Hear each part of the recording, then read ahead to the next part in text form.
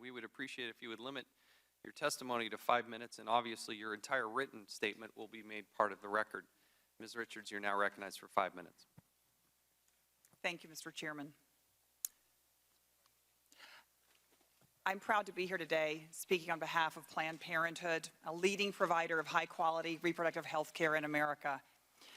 1 in 5 women in this country has sought care from a Planned Parenthood health center.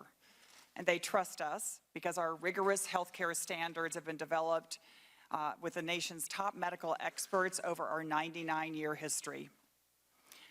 There's been a great deal of misinformation circulated about Planned Parenthood recently, and I want to be absolutely clear at the outset. The federal funding that Planned Parenthood receives allows our doctors and clinicians at our health centers to provide birth control, cancer screenings, and testing and treatment for sexually transmitted infections.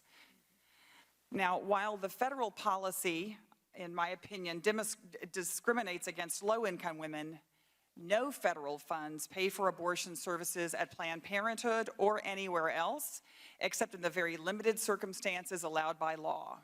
These are when the woman has been raped, has been the victim of incest, or when her life is endangered.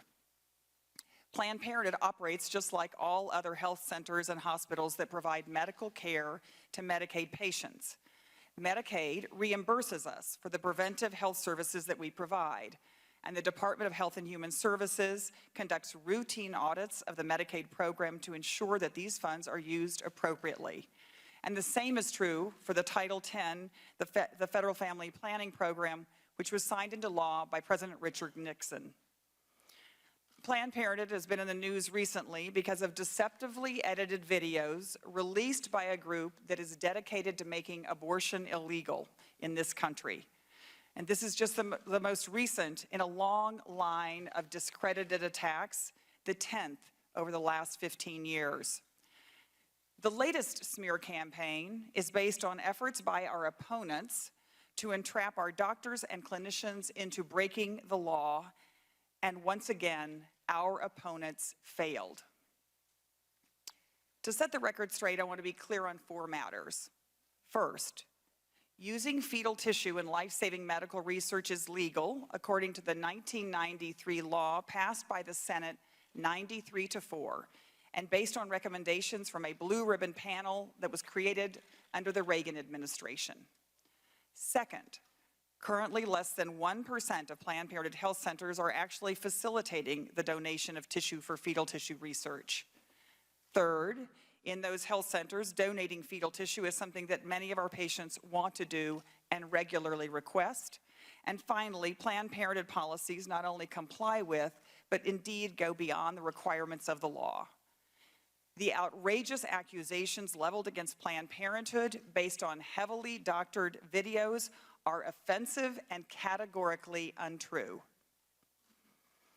I realize, though, that the facts have never gotten in the way of these campaigns to block women from health care they need and deserve. And Mr. Chairman, you and I do disagree about whether women should have access to safe and legal abortion.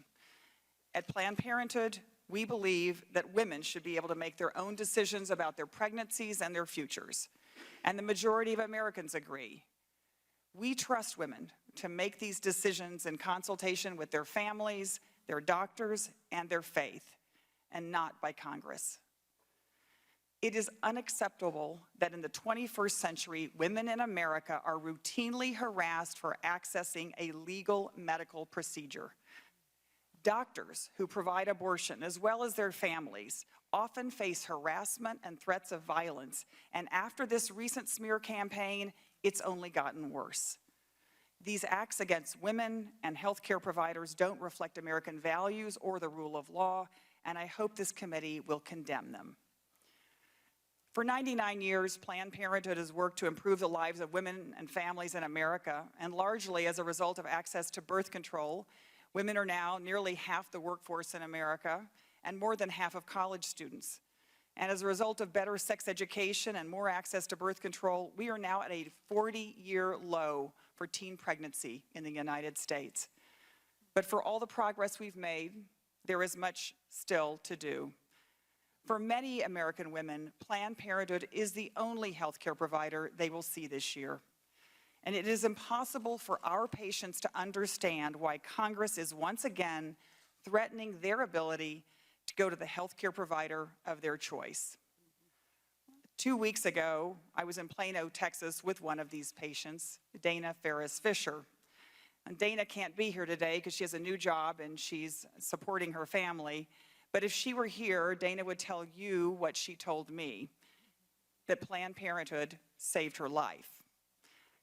In 2013, her husband lost his job and therefore their health insurance. And not long after, Dana found a lump in her breast. And the only two clinics that would take a patient without health insurance couldn't see her for at least 2 months. So Dana came to Planned Parenthood for a breast exam. And there, our clinician of 21 years, Vivian, guided her through the process of follow-ups and referrals and helped make sure that her treatment was covered. And she called Dana repeatedly to check on her as she entered treatment. And I am really happy to say today that Dana is now cancer-free. Mr. Chairman, I wish this Congress would spend more time hearing from women like Dana.